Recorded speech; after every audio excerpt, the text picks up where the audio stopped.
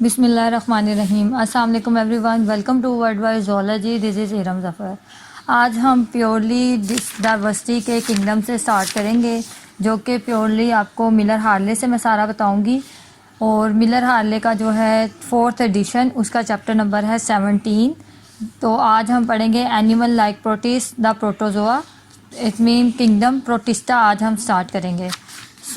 अगर हम evolutionary perspective देखें किंगडम प्रोटिस्टा का, तो जो फॉसिल रिकॉर्ड हैं वो ये बताते हैं कि जो तमाम प्रोटिस्ट हैं और एनिमल फाइला, जितने भी एनिमल फाइला है, ये भी एमसीक्यूज़ के लिहाज से बहुत इंपॉर्टेंट है कि जितने भी फॉसिल रिकॉर्ड हैं, चाहे वो प्रोटिस्ट के हों, तमाम प्रोटिस्ट के और एनिमल फाइला के, वो सारे के सारे जो आज पाए जाते हैं वो सारे के सारे कैम्ब्रियन पीरियड से स्टार्ट होते हैं, जो कि 550 मिलियन ईयर्स अगो पीरियड था।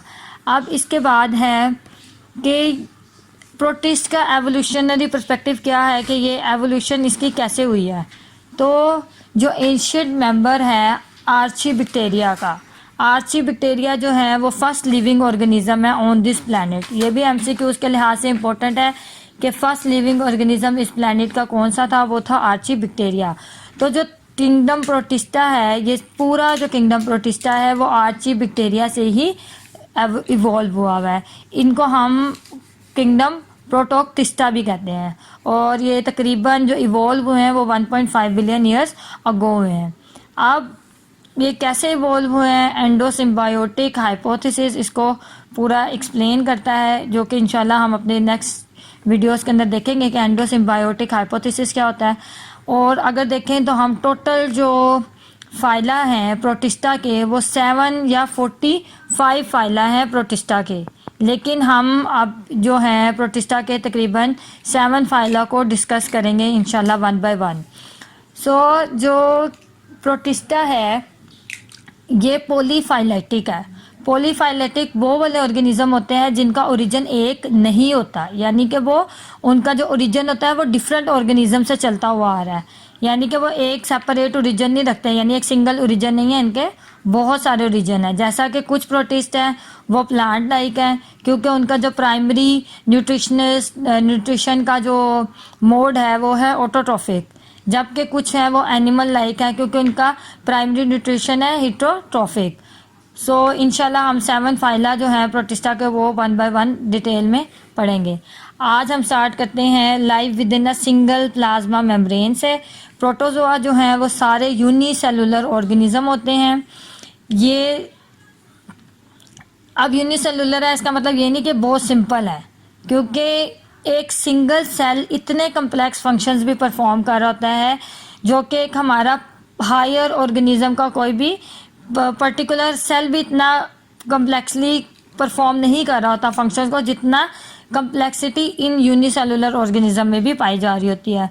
इसलिए always they unicellular means they are not very simple. Often जो है इनकी जो इंडिविजुअल सेल्स हैं वो मिलकर एक दूसरे के साथ कॉलोनीज बनाते हैं, लेकिन वो कॉलोनीज के जो सेल्स होते हैं वो एक दूसरे के ऊपर इतना डिपेंड नहीं करते। ये हर कोई अपनी अपनी अलग फंक्शंस भी परफॉर्म करते हैं। अब जो अगला टॉपिक है हमारा वो है मेंटेनिंग होमोस्टेसिस। अब हम ये देखेंगे कि होम्योस्टेसिस ये कैसे वाटर लेवल है या ऑस्मो रेगुलेशन है, ये अपनी बॉडी का जो टेम्परेचर है या इनके इन्वायरमेंट का जो टेम्परेचर है उसको कैसे मेंटेन करके रखते हैं, अपनी बॉडी का जो सारा सेलुलर फंक्शन है उसको कैसे मेंटेन करके रखते हैं। अब जैसा कि जो है हेमोस्टेसिस, उसके अंदर जो ऑर्गेनेलीज हैं वो बिल्कुल जैसे यूकैरियोटिक सेल्स की जो ऑर्गेनेलीज होती हैं बिल्कुल उसी तरीके से अपने फंक्शन परफॉर्म करती हैं। जैसे यूकैरियोटिक ऑर्गेनेलीज जो होती हैं उनके कुछ स्पेसिफिक फंक्शंस होते हैं, इसी तरीके से ये जो प्रोटिस्टा है इसकी जो ऑर्गेनेलीज होती हैं, जैसा कि वैक्यूल्स हो गए, उनका भी स्पेसिफिक फंक्शन होता है। अब हम इसके अंदर कुछ स्ट्रक्चर्स के बारे में डील करेंगे कि प्रोटोजोआ का, प्रोटिस्टा जो है और प्रोटोजोआ है, इसके स्ट्रक्चर कैसे होते हैं। तो सबसे पहले तो एक रेगुलर अरेंजमेंट होती है माइक्रोट्यूब्यूल्स की, जो कि प्लाज्मा मेम्ब्रेन के बिल्कुल नीचे पाई जाती है। प्लाज्मा मेम्ब्रेन के नीचे एक माइक्रोट्यूब्यूल की अरेंजमेंट होती है जिसको हम कहते हैं पेलिकल। अब पेलिकल का फंक्शन ये होता है कि ये क्या करती है, प्रोटोजोन के जो सारा शेप है उसको मेंटेन करके रखती है और साथ ही साथ ये प्रोटोजोआ को फ्लेक्सिबल भी बनाती है। अब उसके बाद आ गया साइटोप्लाज्म। अब जो प्रोटोजोन है इसके अंदर दो रीजन होते हैं। साइटोप्लाज्म जो है वो दो रीजन में डिवाइड हुआ होता है। जो साइटोप्लाज्म का पेलिकल के नीचे, अब पहले आ गई प्लाज्मा मेम्ब्रेन, उसके बाद आ गई पेलिकल की लेयर, फिर पेलिकल की लेयर के नीचे जो पोर्शन है साइटोप्लाज्म का उसे हम कहते हैं एक्टोप्लाज्म, क्योंकि ये आउटसाइड की तरफ है। अब ये बिल्कुल आउटसाइड तो नहीं है लेकिन इसकी जो डायरेक्शन है वो आउटसाइड की तरफ है, इसलिए इसको हम कहते हैं एक्टोप्लाज्म। ये जो एक्टोप्लाज्म है ये क्लियर होता है और फिल्म होता है। अब जो दूसरा रीजन है वो होता है इनर साइटोप्लाज्म, जिसे हम कहते हैं एंडोप्लाज्म, क्योंकि ये विद इन यानी इसकी जो लोकेशन या इसकी डायरेक्शन होती है वो इनसाइड द सेल होती है, इसलिए हम इसे कहते हैं एंडोप्लाज्म। तो जो एंडोप्लाज्म है वो होता है ग्रैनुलर और ये मोर फ्लूइड स्ट्रक्चर होता है, जबकि जो एक्टोप्लाज्म होता है वो क्लियर होता है और इतना फ्लूइडी नहीं होता जितना कि एंडोप्लाज्म है। अब ये है कि ये अपना वाटर की रेगुलेशन कैसे करते हैं, वाटर इनसाइड द बॉडी कैसे आता है, कैसे ये अपने फूड को ले रहे हैं, फूड की डाइजेशन कर रहे हैं और फूड को कैसे एक्सक्रीट आउट कर रहे हैं।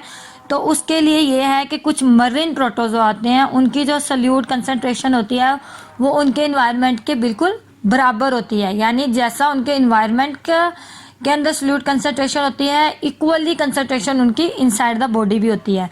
लेकिन फ्रेश वाटर प्रोटोजोआ का पता है, जब भी फ्रेश वाटर के अंदर होते हैं तो ऑर्गेनिज्म को अपना जो बॉडी टेम्परेचर होता है या बॉडी की जो कंसंट्रेशन होती है उसे वाटर के मुताबिक बार बार रेगुलेट करना पड़ता है। इसी तरीके से जो फ्रेश वाटर प्रोटोजोआ है ये भी क्या करते हैं, अब वाटर और सल्यूट कंसंट्रेशंस की क्या कहते हैं बार बार रेगुलेशन करते हैं ताकि ये अपने इन्वायरमेंट के साथ कोप अप कर सकें। अब वाटर कैसे एंटर करता है बॉडी के अंदर, तो जो प्रोटोजोआ है फ्रेश वाटर प्रोटोजोआ है उनकी जो सल्यूट कंसंट्रेशन होती है इनसाइड ज़्यादा होती है और आउटसाइड सल्यूट कंसंट्रेशन कम है, यानी कि इनसाइड द बॉडी वाटर की कंसंट्रेशन कम है लेकिन इन्वायरमेंट के अंदर कंसंट्रेशन ज़्यादा है। तो वाटर हमेशा ऑस्मोसिस के अंदर हायर कंसंट्रेशन से लोअर कंसंट्रेशन के अंदर मूव करता है। तो वाटर क्या करता है, ऑस्मोसिस के ज़रिए इन्वायरमेंट से फ्रेश वाटर जो है वो इन्वायरमेंट से कहाँ जाता है, प्रोटोजोन की बॉडी के अंदर जाता है। अब अगर आप बॉडी के अंदर एक्सेस वाटर आ गया तो एक्सेस वाटर को रिमूव करने के लिए इनके पास एक स्ट्रक्चर होता है या एक ऑर्गेनेली होती है जिसे हम कहते हैं कॉन्ट्रैक्टाइल वैक्यूल। अब कुछ जो ज़्यादातर जो प्रोटोजोआन है उनके अंदर जो है ये कॉन्ट्रैक्टाइल वैक्यूल बहुत सारे छोटे छोटे कॉन्ट्रैक्टाइल वैक्यूल्स को मिला के एक कॉन्ट्रैक्टाइल वैक्यूल बनता है। लेकिन कुछ ऐसे भी हैं जिनके अंदर ये एक परमानेंट ऑर्गेनेली के तौर पे वर्कआउट कर रहा होता है और जिसके अंदर साइटोप्लाज्म के अंदर ये प्रेजेंट होता है। अब ये है, अब कॉन्ट्रैक्टाइल वैक्यूल के अंदर पानी आ गया एक्सेस वाटर को रिमूव करने के लिए। अब उस कॉन्ट्रैक्टाइल वैक्यूल के अंदर जो होते हैं कॉन्ट्रैक्टिंग माइक्रोफिलामेंट होते हैं जिसकी वजह से वो अपने और वो कॉन्ट्रैक्टाइल वैक्यूल्स को एम्प्टी आउट करते हैं, यानी वाटर की जब रिमूवल होती है उससे तो कॉन्ट्रैक्टाइल माइक्रोफिलामेंट कराते हैं। अब जो ज़्यादातर प्रोटोजोआ हैं वो एब्जॉर्ब करते हैं न्यूट्रिएंट्स को बाय एक्टिव ट्रांसपोर्ट और इंजेस्ट करते हैं पार्टिकुलेट फूड को थ्रू एंडोसाइटोसिस।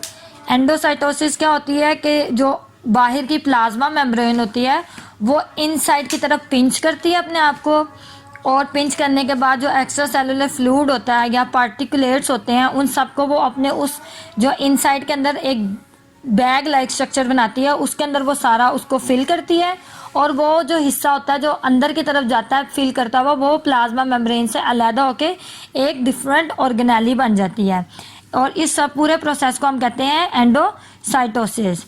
और कुछ जो हैं प्रोटोजोआ उनके अंदर एक स्पेशल स्ट्रक्चर प्रेजेंट होता है, माउथ लाइक स्ट्रक्चर प्रेजेंट होता है जिसे हम कहते हैं साइटोफेरेंक्स।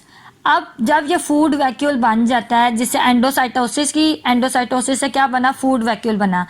अब जब फूड वैक्यूल बना तो अब फूड की डाइजेशन कैसे हो रही है, अब वो जो फूड वैक्यूल है वो जब बॉडी के अंदर चला गया है तो वो वहाँ पे लाइजोसोम के साथ क्या करेगा, एंजाइम्स है जिसके जो लाइजोसोम कंटेनिंग एंजाइम्स होते हैं जो लाइजोसोम कंटेनिंग एंजाइम्स होते हैं उनके साथ वो फ्यूज़ करते हैं। जो लाइजोसोम कंटेनिंग एंजाइम्स होते हैं वो उसके साथ फ्यूज़ करते हैं और पूरी जो है साइटोप्लाज्म उसके अंदर सर्कुलेट करते हैं। लाइजोसोम्स का काम ही होता है ब्रेक डाउन करना। तो ये उन फूड वैक्यूल्स के अंदर से उस सब को ब्रेक डाउन करते हैं और पूरी बॉडी के अंदर इसको डिस्ट्रीब्यूट कर देते हैं। अब जब सारी डाइजेशन हो जाती है तो उसके बाद यही वैक्यूल जो कि पहले फूड वैक्यूल था, अब वो क्या बन जाता है, इजेक्शन वैक्यूल बन जाता है।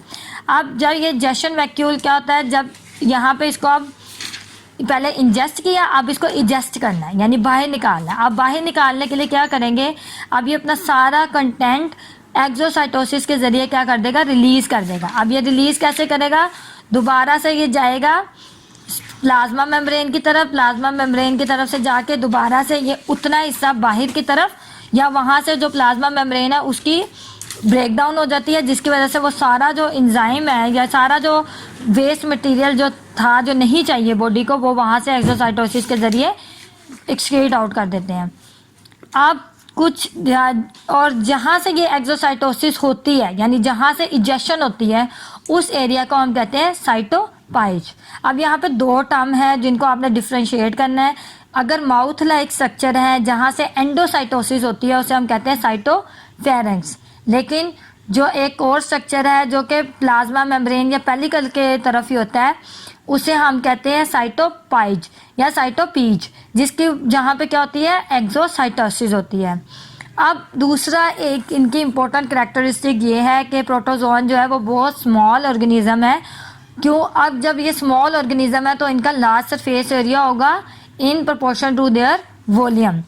और जब भी किसी चीज़ का लार्ज सरफेस एरिया होता है तो उन वहाँ पे एक्सक्रीशन और गैस एक्सचेंज होती है वो क्या हो जाती है, बहुत इजी हो जाती है, या एफिशिएंट गैस एक्सचेंज और एक्सक्रीशन होती है।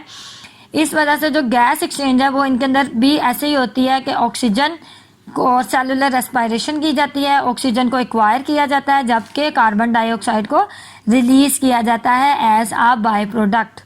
सो अगर कोई देखें कि हम गैस एक्सचेंज के अंदर प्रोटोजोआ का बाय प्रोडक्ट क्या है तो वो है carbon dioxide.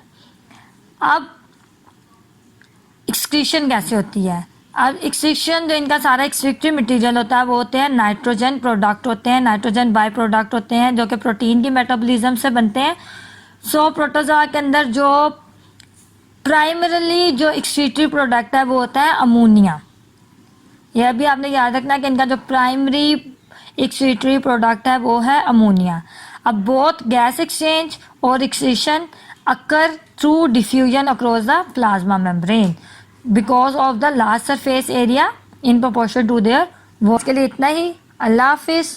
Please subscribe, like and share my channel.